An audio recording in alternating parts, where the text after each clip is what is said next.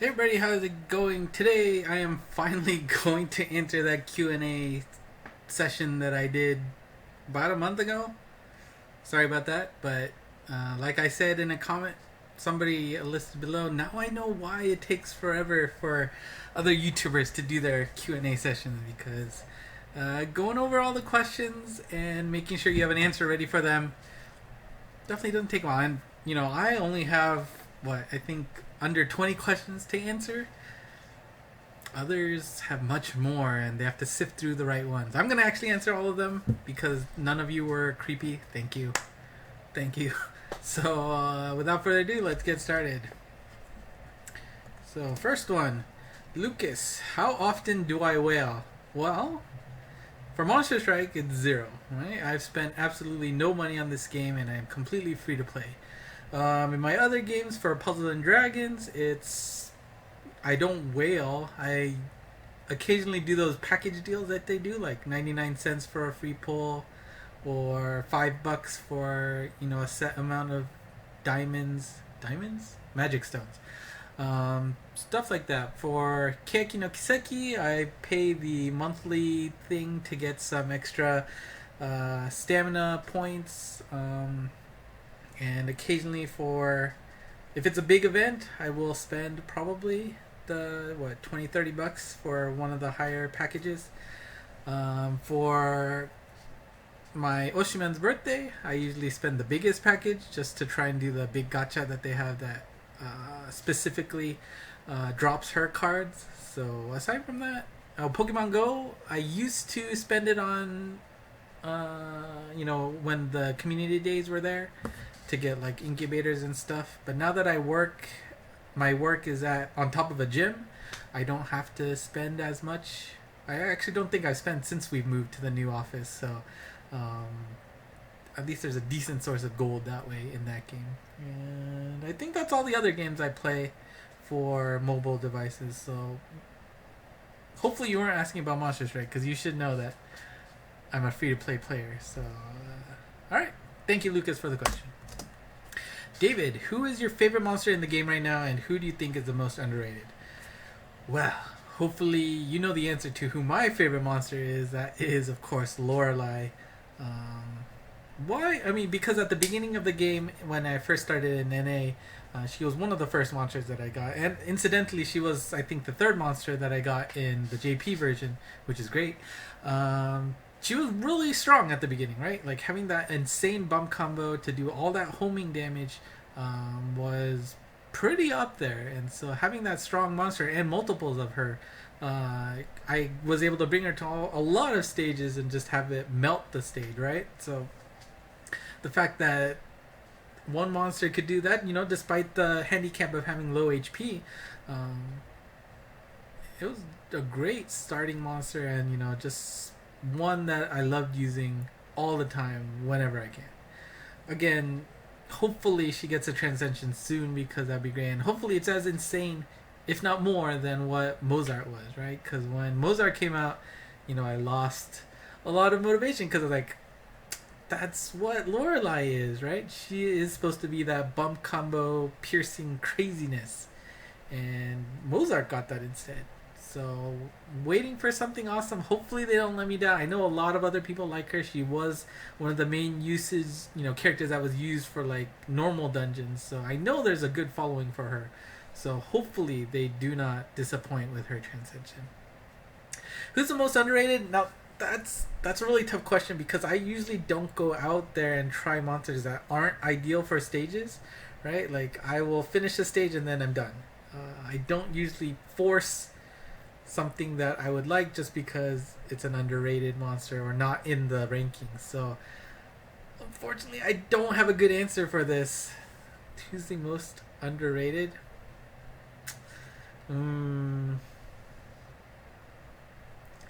Yeah, I'm sorry.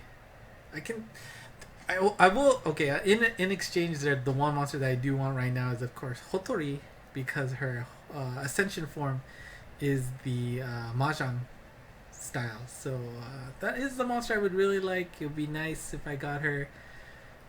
Hopefully that makes up for your question that I can't really answer. Thank you, David. for the question though. Questions. Number 3, Vaughn X. What do you think Monster Strike's broad game direction should be? Like a big new progression system or something else? Honestly, I would. The only important thing that they need to keep in mind is to not forget about the beginner class of players. What they're doing right now by bringing in the Taiwan Impossible series, I think is a great way to make sure that people are getting a slightly challenging for them, a challenging difficulty level, while not leaving them behind by constantly updating high-end players. So, like, there was a few months earlier in this year where all they were doing was Kinki no Goku, the Forbidden Abyss, or the Bakuzetsu series, right? There was just a long series of very difficult content, and it was just not for players who were just starting.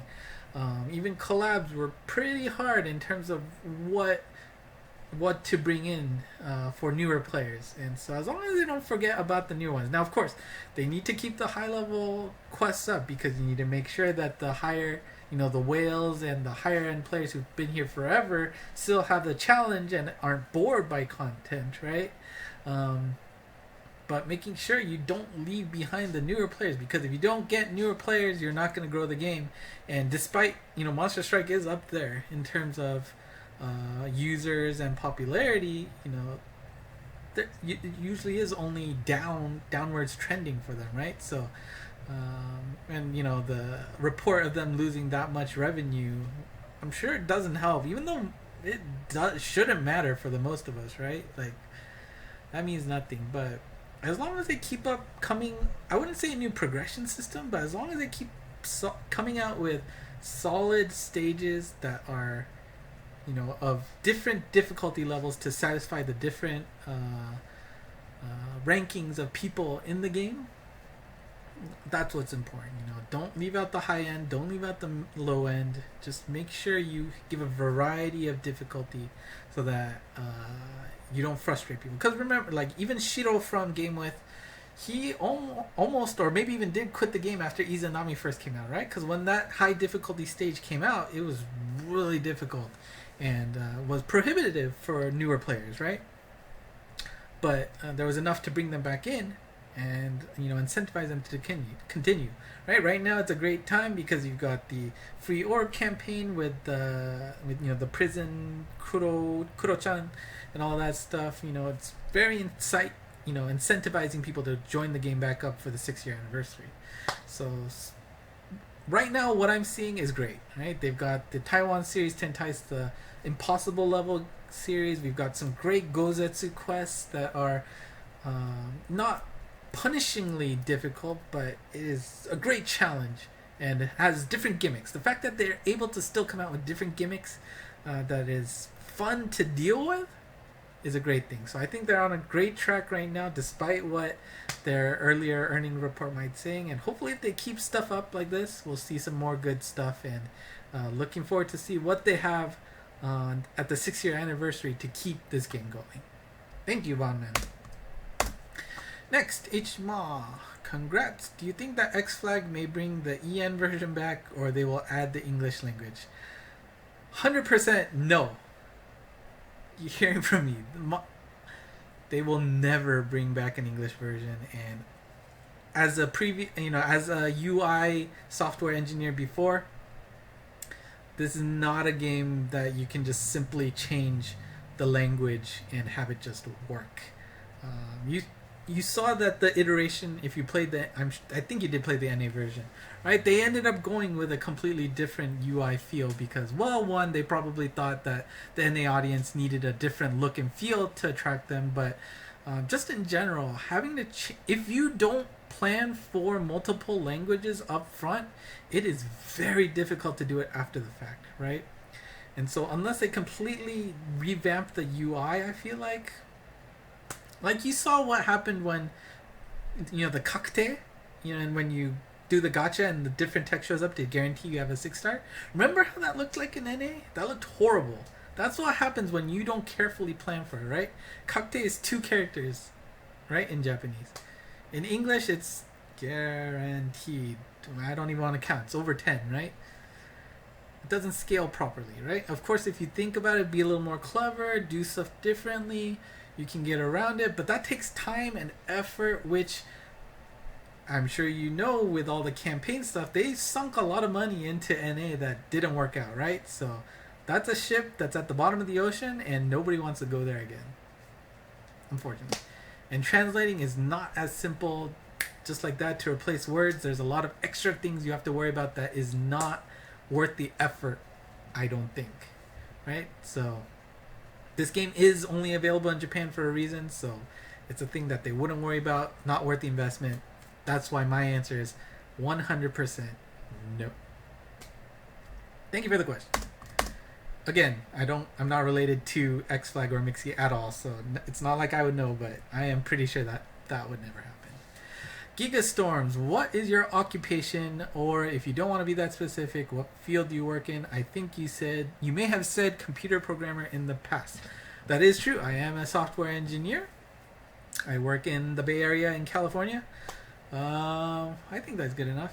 I think, well, given that I use my real name on my YouTube channel, maybe you could find it if you Google search me, but I hope you're not going to be that much of a stalker. But and not you, Gigastorm, just anybody else out there who's watching. But yeah, software engineer, that's who I am. Do you play any console, PC, or handheld games aside from mobile? Yes, I do have a Switch. I play that all the time. Right now I'm all about Fire Emblem, and I also have Dragon Quest Builders, which I wasn't able to start because of other real life stuff. So I have 2 games that I really want to play right now, and it's really tough to balance, but I am focusing on Fire Emblem and I love it a lot. PC, I do play, like, the game that I played the most. Oh wait, I'll save that for another question because I'm pretty sure I saw it. So yeah, wait for that answer on PC for the next question that I remember seeing. Other than that, my brother has a PS5, PS4 in his room, so I occasionally steal that when necessary. We had, the NES, the N64, PS1, PS2, PS3 as a kid at my as we were growing up at home, so lots of console gaming from my side as well. But definitely more towards the Nintendo side of games. Alright, thank you, Gigastorms. Number 6, what's my favorite fruit? Pineapples. Sorry, it's not a lemon. Next. Eric Martinez Diaz. Me gustan tus videos, está muy bien. Gracias. I took Spanish for 4 years in high school, but don't remember much. But I know he's pretty much saying he really likes my videos and they're great. So thank you. Alright, here we go. What video game did you put the most hours into?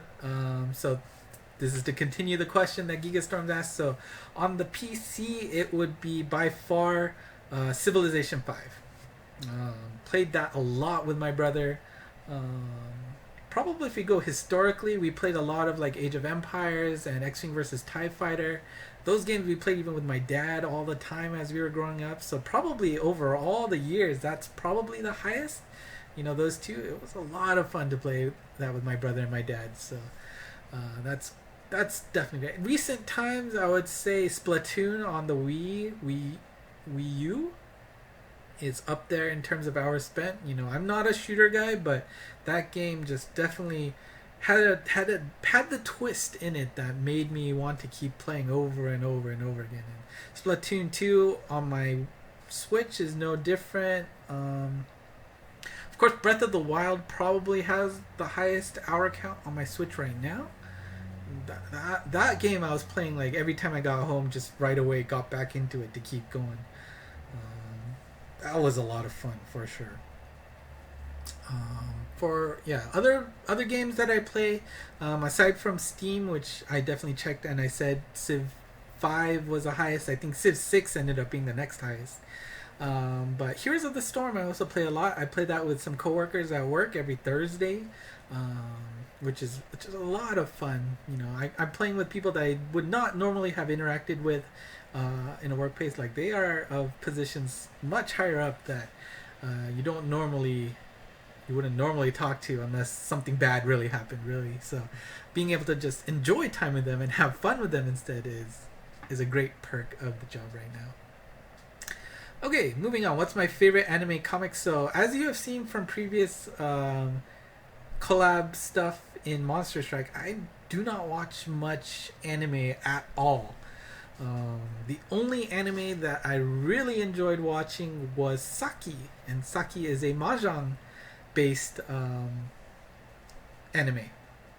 Basically, all the kids in this high school each have like special abilities to do, very specific things with mahjong. Whether it's like being able to see the future, turn back time, being able to form khans to make to pull the rinshan, the extra tile at the end to replace that tile, and getting that specific multiplier yaku in the game. Saki is of course the one that has that ability, but having all these different people with different abilities and them playing mahjong, which sparked me to have a lot of interest in that. That is probably my all-time favorite anime. Of course, I definitely loved watching Detective Conan. What was it? Case Closed in English. I watched that, but of course that got just so long with no end in sight. I think it's still going, right? So I definitely stopped. I don't even think it's midway through anymore, but it was definitely in the triple digits. And I was like, okay, I think I've had enough of this. So yeah, other than that, not much. If it's a Western franchise, I guess The Simpsons. I have like seasons 1 through 12 on DVD, and I watched it every time I went home. Right, I would watch. Was it Simpsons, King of the Hill, Simpsons again, and something else, but I basically, like, if it's before season 12, I've probably seen every episode multiple times. So by far, Simpsons is my highest one. I haven't watched the recent ones, of course. Everybody complains about how bad the recent ones are, but it's still a fun watch once in a while, for sure. What do I do as a job? I said earlier, software engineer. Alright, thank you, NA Fame. Marase, congrats, well earned, watching your videos, look forward to many more. I'm on 4th, where I feel very grateful and very happy. Yes, absolutely.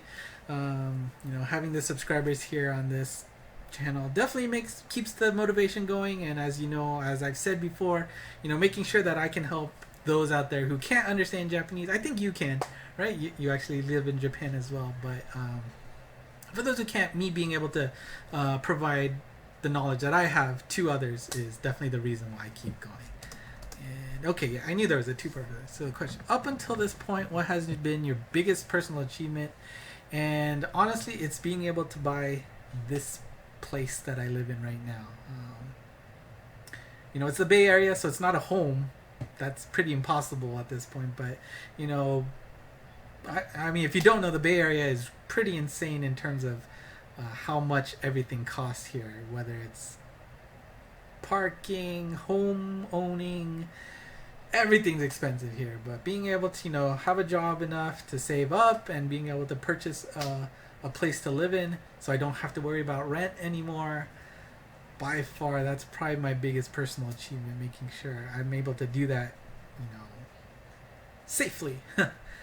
Because who knows what happens in this area.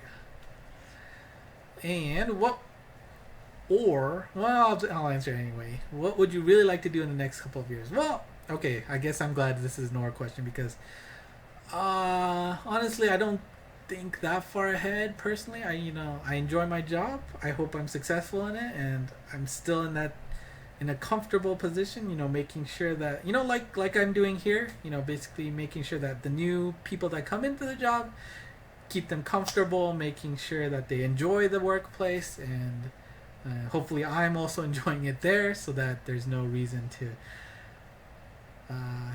because you're at work for so long. You want to make sure that's an enjoyable atmosphere, being able to come home and have a nice comfortable atmosphere, not worrying about things, just nothing rocking the boat. would be great for me. Thank you, Marseille, for the questions. Lucy Underworld, tell me your name.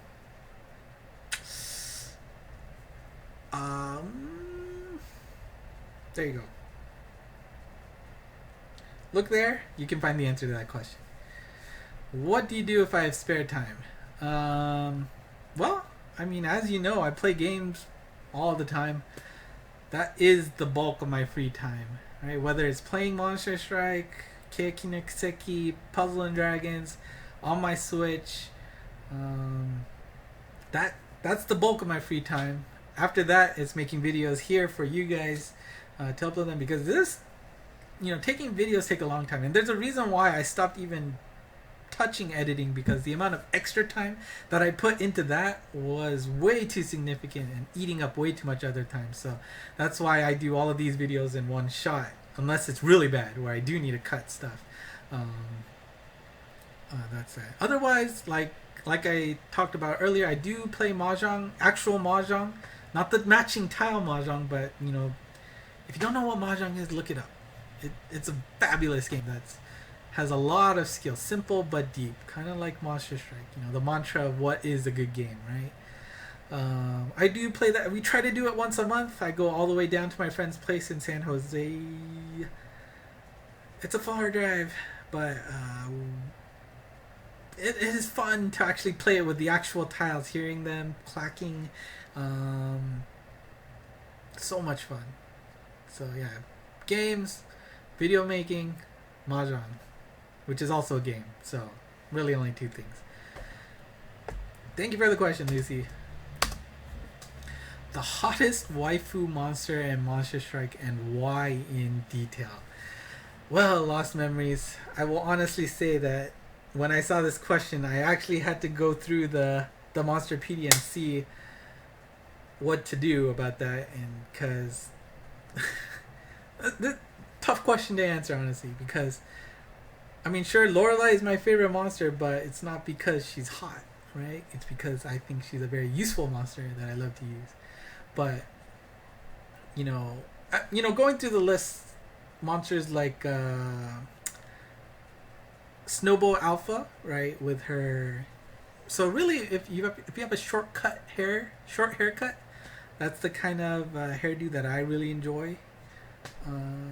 So I think, what was it, Vega also showed up like that.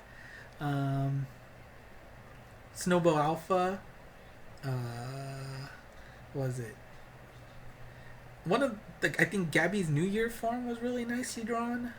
I guess if you want to go there, Walpurgis's Transcendence, that was really nicely drawn. And I guess, I don't know if it's because of the theme, but I thought Pine's art was really well done. The hair up in that, that pineapple formation of the leaves. But I thought that art was really good. Okay. Thank you, Lost Memories, for the question. Next, Lolo. Is the picture of the girl on the left your girlfriend? Oh, it's still up here. Okay. This is not my girlfriend. As you can see, she is. I mean, clearly that means you're not watching my Keiki no Kiseki videos, but this is my Oshimen, my favorite member of the group, Saito Kyoko. Yeah, I just put it up for good luck for sure, behind me. So I guess great on you for noticing, but no, not my girlfriend. Thank you for the question. 13, Mahardika Yanuar Roman. Sorry if I butcher your name. Congrats, I'm rooting for you reaching 100k subs. Yeah, the day that happens, I'm probably going to be afraid, but if this catches on, that would be great. So here's my question. What if the first generation Impossible Monsters got a Transcendence update?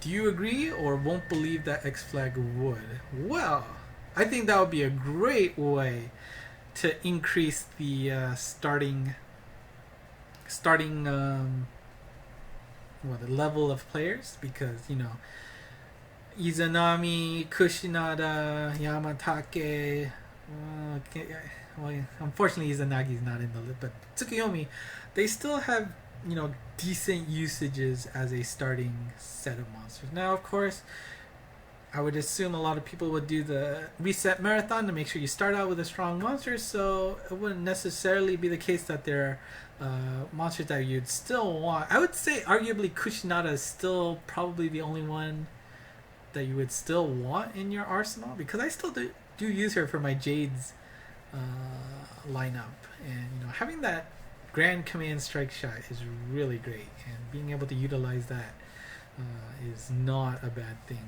But the only flip side of that is the fact that a lot of the higher tier player, almost all of them, if you consider yourself high tier, you've probably max lucked them already. So making them transcended and having a max luck off the bat like that is probably not something that X Flag would want in the economy of the game, right? Because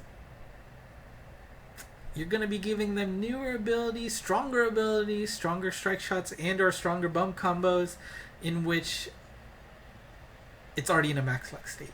So unless they do something bad, like when you super transcend them, they reset their luck, that's not something you'd want. I think that would anger a lot of people. So I think it would be great, but it would be interesting to see how they would balance the fact that a lot of people would already have the max luck and not wanting to explode the game with a droppable, strong transcended monster. Unless they come out with a new quest that has difficult materials. Maybe. Yeah, maybe. A new quest with difficult transcendable materials.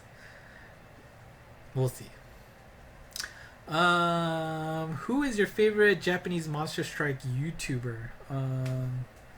Well, there's a bunch of people that I watch for Monster Strike in Japan.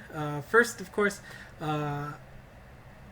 I love watching his videos a lot. He's technically Portuguese since he's from Brazil, but he speaks completely in Japanese. But all of his videos are with free droppable monsters, right? So, I mean, of course, it means he is that skilled to be able to clear these super difficult quests with droppable monsters, right? That's 3 droppable with a friend being the gacha monster. But at least that gives you the hope as a free-to-play player or a person who does not have the monsters to see, okay, I know it's possible with these monsters. I know it's difficult to execute, but the fact that that is possible makes me respect him so much.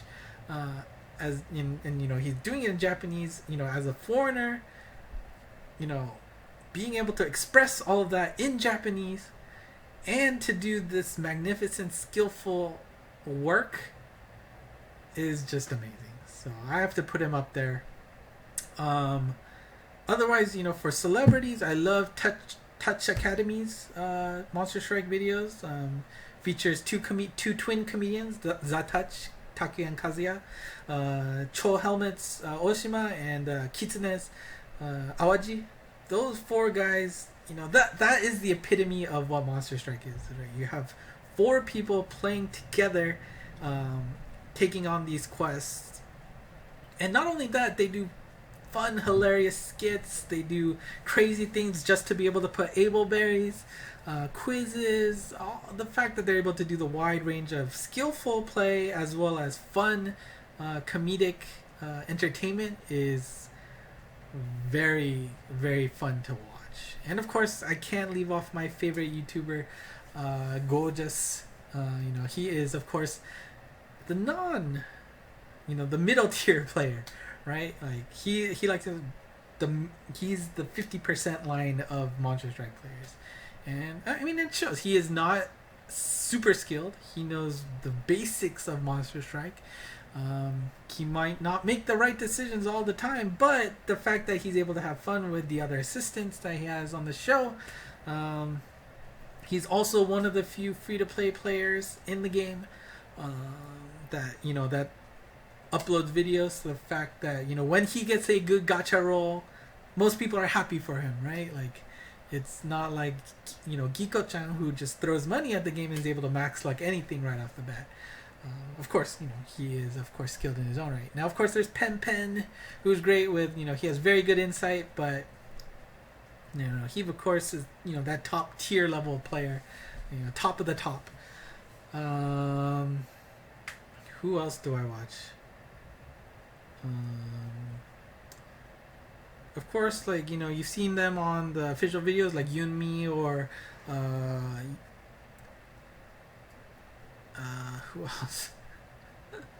Well, I guess Yumi's the only one that I really watched that has been on the official videos lately. But yeah, I guess that's a decent list of Japanese Monster Strike YouTubers. So there you go. Thank you for the question, Mahardika. Mouthwash Jones, do you enjoy cooking? Even if you don't, do you have any kinds of cuisines you're into? I love cooking.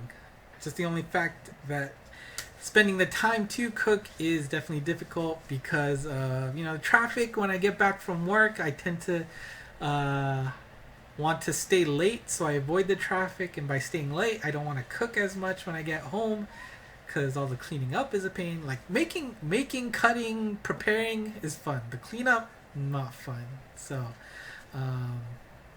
I would love to cook more. I love making curry for myself. Throwing in random stuff to make a quick fried rice is always fun to do. As for eating, Japanese food is of course top tier in terms of cuisine. I guess Thai would be a nice second place. Korean, of course, is I guess up there as well. But the only problem is there's not many good Korean places up here in the Bay Area. Definitely spoiled by my past in the LA area for how much good cheap stuff you can get there. Alright, thanks for that question. And I think this is the last one. Fernando Bispo Pereira, what is your favorite quest in Monster and most rated quest in Monster Strike? Well, favorite monster, of course, is Lorelei, no doubt about that. Favorite quest, I will say that the recent Gozetsu series for Moral and Paradox are definitely up there in terms of I actually kind of want to farm them because of how unique those stages are, and the gimmicks that they've introduced have been new and fresh and actually fun to deal with. That in exchange for these new gimmicks, the difficulty is a little bit lower because this is my guess, they kind of want to get you into this quest without dealing you with this impossible difficulty level. Like the latest, like how Adubuda and Raudora ended up doing is if you don't kill everything within like 4 turns, you're dead, right? And so that was more about precision action, making sure you're in the right decision, right position at all times, making sure you can account for the proper bounces, right? Irregular bounces will kill you in those quests. Not being able to hit the cannon base at the right angle to make sure you bounce off to other one to hit the other stuff like that is not fun. But Moral and Paradox, on the other hand, right? Moral had the one where once you hit a monster, they get a shield. You have to hit somebody else before you can do more damage again, right? So there was a nice change in strategy in what you needed to do, rather than be precision perfect. And so, right, you could mess up, but you still had the opportunity to keep going, which was a nice, refreshing difference. Paradox had the similar thing, right? They had the ice blocks where your units ended up turning into blocks, which got in the way, which you could, on the other hand, utilize to do a lot of damage. And of course, there were the conveyor belts, which is a pain in the butt. Nobody likes those. But the fact that they're able to make this unique gimmick and still make it fun to play and difficult. Of course, a lot of people said it wasn't that difficult. A lot of people were able to finish Moral, right, in 2 sessions to max luck them. So, of course, it was a slightly easier. But it's still one of the higher difficulty stages, right, in terms of what you need to understand with the gimmicks, right? So, I would say right now, Moral and Paradox are up there in terms of favorite quests. As you know from my other videos, I don't really like farming max lux, so uh, there's not stages out there that I would like to do over and over again. So, but recently I'm actually looking forward to the next sessions of Moral and Paradox, where Adebuda or Raldora, I'm like, or Vila even, right? I'm like, just give me the 10 and hopefully I can be done with it. I don't intend to max like anything. But Shringala, for example, is something that was actually interesting, right? Having that new gimmick of the weak point moving only when you hit them and 100% moving when you hit them um, was very interesting. But I also might be biased because I actually have really good monsters to actually run that stage over and over that actually find it enjoyable. Okay, well, that is it for my questions. It is 35 minutes, so a little bit long, but I appreciate everyone who asked me anything. As I will say that, most recently the amount of subscribers have increased, which I am very happy to see, right? Makes me feel like that the videos that I have uploaded are being helpful and people do want to see more from that. So I'll be very grateful for that. So again, thank you for all of you who are watching and who have subscribed. It really does keep my motivation up to keep going. I don't have a set schedule. I try my best to do videos without large gaps, but there are just some times where I just need a break, right? And the important thing is not to, and it's the same for Monster Strike, not to blow yourself out, and just completely make you unmotivated to do everything, right? Like the law, doing all these it's a reason why I stopped doing the lucky monsters, right? I felt like it was a slog. It was, bringing me down. It wasn't fun. So you know what? Let's hold back on that. Maybe if I have 1 out of 3, 2 out of 3, I'll go through the effort on Monster Strike Day to do stuff. But making sure you don't get burned out, right, is super important. So, as the important things come, I will try to make sure to do the videos for you as soon as possible, right? Something like All for One, where I knew people were struggling all the time, and in the Discord they were not understanding what the power up was and the elemental zones, or even the fact that the elemental zone was a thing to worry about, right? Because there's no instructions, you just have to understand. That's how the game works. So that's what got me to, okay, I'll actually do a event video for the first time forever, right? And if you're out there asking why I stopped doing the impossible ones, where, well, I feel like I'm a mid high tier player, and me just showing that you can do the video, was there really any benefit to doing that? I didn't see the benefit, so I've stopped doing those videos. They also have a noticeable drop in terms of viewage, so I know more people want to watch gachas. So, that's why things definitely changed. But, if people ask more enough, or, I see more difficult quests like that, at least it gives me the motivation to actually do a video and try to do some of those, like, outlining, or what somebody called, like, the Madden lines for the game, football. Doing that was fun. So, if I see opportunities for instructional stuff like that, I will. And I think I've said this before, one of my next things that I want to do as part of a series is just introduction videos for beginners, because they're clearly, and especially it was noticeable with the My Hero Academia collab, there's a lot of new people that I'm seeing are interested in playing the game. So this game isn't very friendly in terms of instructions, right? It's very much learn on your own, figure it out. But if all of the abilities and stuff are just, as people say, are in moon runes and you can't understand it, it's really hard to understand what's going on without some good instructions. So my goal probably in the near future is to give instructional videos in terms of how you do things, how you understand things, the process, with a lot of stuff that people may have taken for granted, especially for those of us who played in the NA version, right? We have a lot of background in terms of what works. We know how things work and we understand it. But the newer players, they're just getting thrown into the deep end. And of course, we can direct them to game with, use Google Translate. There's a bunch of stuff on the Wikia. Unfortunately, it's not updated because it's a pain in the butt to update But the important thing is making sure that we can foster an environment to bring new people into the game, and it's something that I hope I can do. But I will say up front, I'm a lazy bum, so if I don't have the time and the motivation, and I mean, it takes a lot of effort to get all of this. You know, when I do the Kinki no Goku videos, right? I'm only doing that because I know it's difficult, and without instructions, even with instructions and the right monsters, it's difficult. So trying to give some instructional information to that. There's a lot of prep work, takes a lot of time, but I know it's helped a few people, so that's why I keep going on that. Even though I might not be the best player for it, the amount of gigs that I've wasted trying to get a successful video is pretty significant. So, okay. Now it's 40 minutes long, so again, thank you for those of you who are watching. If you have not yet subscribed, I don't do this much, so bear with me.